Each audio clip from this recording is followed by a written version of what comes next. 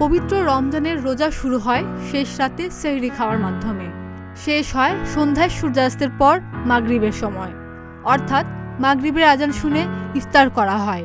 আমরা অনেকেই আবার ঘড়ি দেখেও ইফতার করি, আবার কেউ কেউ আজানের জন্য অপেক্ষা করি। তবে কোনো কারণে সময় হয়ে যাওয়ার পরও মাগরিবের আজান না দেয় বা না শোনা যায়, তখন কি করবেন? তখন ঘড়ি দেখে ইফতার করা হয়। তবে অনেকের মনে প্রশ্ন, ঘড়ি দেখে ইফতার করা কি জায়েজ?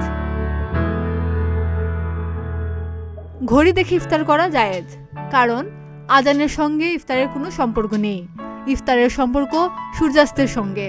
সূর্য অস্ত গেছে মানে আপনার রোজা পূর্ণ হয়েছে এবং ইফতারের সময় শুরু হয়ে গেছে। কারণ সুবহে সাদিক থেকে সূর্যাস্ত পর্যন্ত পানাহার ও কামাচার থেকে বিরত থাকার নামই রোজা। তাই সূর্যাস্তের সঙ্গে সঙ্গে ইফতার করা সুন্নত। হযরত সাইল ইবনে সাদ রাদিয়াল্লাহু তাআলা আনহু থেকে বর্ণিত, রাসূলুল্লাহ সাল্লাল্লাহু আলাইহি ওয়াসাল্লাম বলেন, যতদিন মানুষ অনতিবিলম্বে ইফতার করবে ততদিন তারা কল্যাণের মধ্যে থাকবে।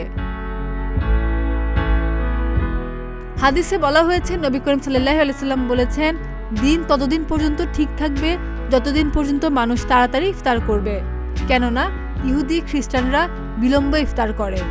তাই সূর্যাস্ত হলে ইফতার করে নিন। ইফতারের সঙ্গে আজান বা ঘড়ির কোনো সম্পর্ক নেই। ঘড়ির সময় ঠিক থাকলে ঘড়ি দেখেও ইফতার করা যাবে। খাদিজা নিপা, প্রতিদিনের বাংলাদেশ।